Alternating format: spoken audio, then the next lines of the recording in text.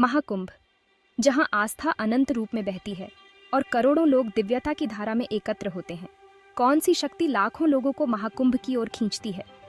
क्या इस पवित्र सभा में नजर आने से कहीं अधिक कुछ हो सकता है? क्या यह केवल आस्था है या यह भव्य नजारा समय की आत्मा में छिपे रहस्यों को छुपाता है?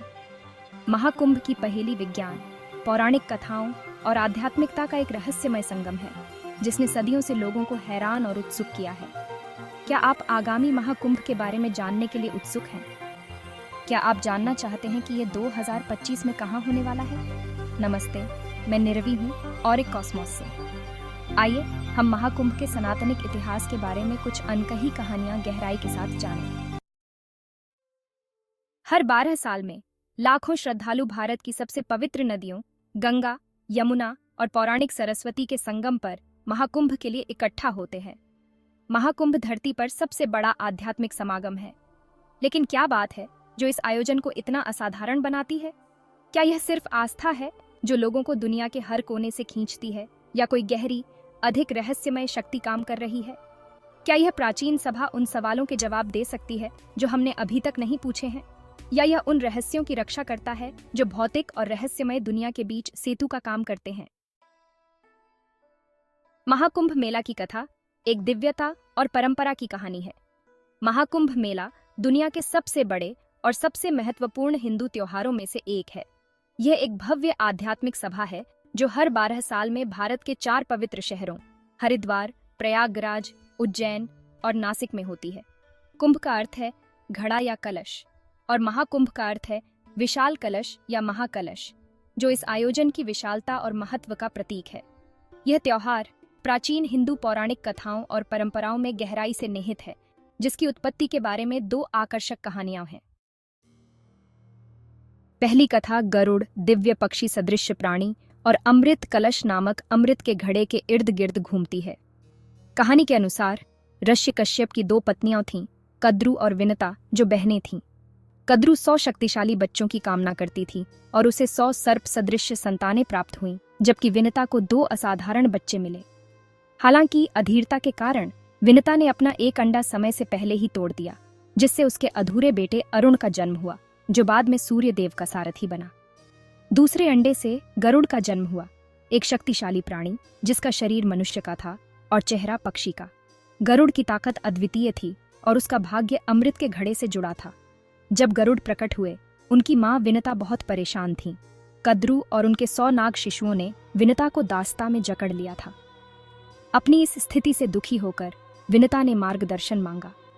कद्रु के बच्चों ने मांग की कि उन्हें वैकुंठ से अमृत कलश लाकर दिया जाए, ताकि वे विनता को दास्ता से मुक्त कर सकें। अपनी मां को मुक्त करने के लिए दृढ़ संकल्पित गरुड़ ने उनकी शर्त मान ली। अपनी अद्भुत शक्ति और दृढ़ता के साथ गरुड़ ने अमृत कलश लाने का वादा किया। समझौता करने के बाद गरुड़ वैकुंठ धाम की ओर उड़ चले। इस दौरान उन्हें कड़ा विरोध झेलना पड़ा, क्योंकि देवता इस उद्देश्य को लेकर चिंतित थे और उनका मार्ग रोकने का प्रयास कर रहे थे। यहाँ तक कि शक्तिशाली देवता जैसे इंद्र और सूर्य भी गरुड़ को रोकने में असफल रहे। गरुड़ की शक्ति और दृढ़ संकल्प की खबर फैलते हुए भगवान विष्णु तक पहुंची। देवता इस डर से कि अमृत गलत हाथों में न चला जाए, भगवान विष्णु के पास सहायता मांगने गए। विष्णु ने गरुड़ का सामना करने के लिए अवतार लिया। दोनों के बीच भयंकर युद्ध हुआ, लेकिन विष्णु ने देखा कि अमृत कलश हाथ में होने के बावजूद गरुड़ उसमें से अमृत का सेवन नहीं कर रहे थे। यह देखकर विष्णु ने गरुड़ से पूछा कि वे इस घड़े को क्यों ले जा रहे हैं और इसे कहाँ ले जाना चाहते हैं। गरुड़ ने सच्चाई बताई। वे अपनी मां विनता को दास्ता से मुक्त करना चाहते थे। गरुड़ की भक्ति और सत्यनिष्ठा से प्रभावित होकर विष्णु ने उन्हें अमृत कलश ले जाने की अनुमति दी, लेकिन एक शर्त रखी। विष्णु ने कहा कि जब गरुड़ अपना मिशन पूरा कर लेंगे तो उन्हें हमेशा के लिए उनकी सेवा का वचन देना होगा। गरुड़ ने इस शर्त को स्वीकार किया और विष्णु ने उन्हें आगे बढ़ने दिया।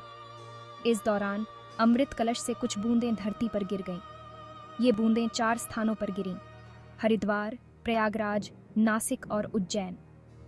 माना जाता है कि ये स्थान पवित्र हो गए और हर 12 साल में इन स्थानों पर महाकुंभ मेले का आयोजन किया जाता है, ताकि इस दिव्य घटना को याद किया जा सके। दूसरी कहानी पौराणिक समुद्र मंथन से संबंधित है। देवताओं या देवों और राक्षसों या असुरों द्वारा दूध के सागर का मंथन। अमृता के अमृत की तलाश में उन्होंने मंदरा पर्वत को मथानी के रूप में उपयोग करके समुद्र का मंथन किया और भगवान विष्णु अपने कूर्म या कछुए अवतार में आधार के रूप में। इस मंथन के दौरान अमृत कलश या अमृत का घड़ा निकला।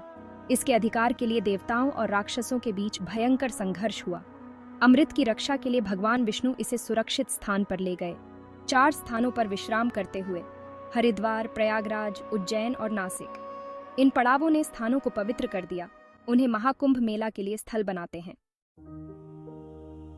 महाकुंभ मेला एक आध्यात्मिक आयोजन है जहां लाखों श्रद्धालु, जिनमें ऋषि, तपस्वी और संत शामिल हैं, इकट्ठा होते हैं इन स्थानों पर पवित्र नदियों में पवित्र डुबकी लगाने के लिए। ऐसा माना जाता है कि त्योहार के दौरान इन पानी में स्नान करने से आत्मा पवित्र होती है, पापों से मुक्ति मिलती है और मोक्ष की प्राप्ति होती है। कुंभ मेले के 4 शहर कोई संयोगवश चुने गए स्थान नहीं हैं। वे पवित्र नदियों के किनारे रणनीतिक रूप से स्थित हैं, जिनमें से प्रत्येक का अपना पौराणिक महत्व है। हरिद्वार हिमालय की तलहटी में स्थित वह स्थान है जहां गंगा नदी स्वर्ग से धरती पर उतरती है। प्रयागराज, जहां गंगा, यमुना और काल्पनिक सरस्वती का संगम होता है, कुंभ मेले के स्थलों में सबसे पवित्र माना जाता है। उज्जैन, जो शिप्रा नदी के तट पर स्थित है, विद्या और खगोल विज्ञान के एक केंद्र के रूप में प्रसिद्ध है।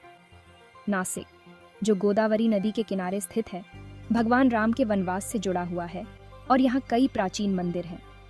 ये शहर, जो पौराणिक कथाओं और किंवदंतियों से पवित्र माने जाते हैं, कुंभ मेले के दौरान लाखों तीर्थयात्रियों के मिलन बिंदु बन जाते हैं। इन नदियों को समुद्र मंथन के दौरान दिव्य अमृत से प्रभावित माना जाता है और ये आध्यात्मिक शुद्धिकरण और नवीनीकरण का अवसर प्रदान करती है। अगला महाकुंभ मेला 13 जनवरी 2025 से प्रयागराज में होने वाला है। यह भव्य आयोजन आस्था, परंपरा और दिव्यता के संगम का गवाह बनेगा। दुनिया भर के लोगों को इसकी अद्वितीय आध्यात्मिक ऊर्जा का अनुभव करने के लिए आकर्षित करेगा। महाकुंभ मेला समय के चक्र का एक भव्य उत्सव है, एक ऐसा पर्व जो सांसारिक सीमाओं को पार कर दिव्यता को छूता है। यह देवत्व और मानव के बीच के शाश्वत नृत्य का प्रतीक है, एक ऐसा नृत्य जो सदियों से होता आ रहा है। यह पवित्र आयोजन आत्मा और शरीर की शुद्धि और आध्यात्मिक नवीनीकरण का समय है। जब लाखों लोग पवित्र नदियों के तट पर एकत्र होते हैं, तो वे केवल एक अनुष्ठान में भाग नहीं ले रहे होते, वे अपने से कहीं बड़े किसी शक्ति से जुड़ रहे होते हैं। वे आस्था और भक्ति की उस धारा से जुड़ते हैं जो सदियों से भारत की आत्मा को पोषित करती आई है। यह एक ऐसी आध्यात्मिक नदी है जो आत्मा को तृप्त करती है। कुंभ मेला हमें याद दिलाता है कि आधुनिक दुनिया में भी अपने जीवन का अर्थ खोजने और अपने से बड़ी किसी शक्ति से जुड़ने की आवश्यकता एक मूलभूत मानवीय जरूरत बनी हुई है। कुंभ मेला केवल एक आयोजन नहीं है, यह एक जीवंत और प्राणवान इकाई है जो समय के साथ विकसित होती है, लेकिन अपने मूल मूल्यों में दृढ़ रहती है। यह एक ऐसा स्थान है जहां जीवन के हर क्षेत्र से आए लोग एकत्रित होते हैं, जाति, धर्म और राष्ट्रीयता की सीमाओं को पार करते हुए एक साझा उद्देश्य और भक्ति के भाव से जुड़े रहते हैं। तो अपने दोस्तों के साथ महाकुंभ के दिव्य सार को साझा करें और 13 जनवरी को आने वाले कुंभ मेले में शामिल होने की पूरी कोशिश करें। उम्मीद है कि आपको मेरा वीडियो पसंद आएगा। देखने के लिए धन्यवाद। भगवान की कृपा आप पे बनी रहे।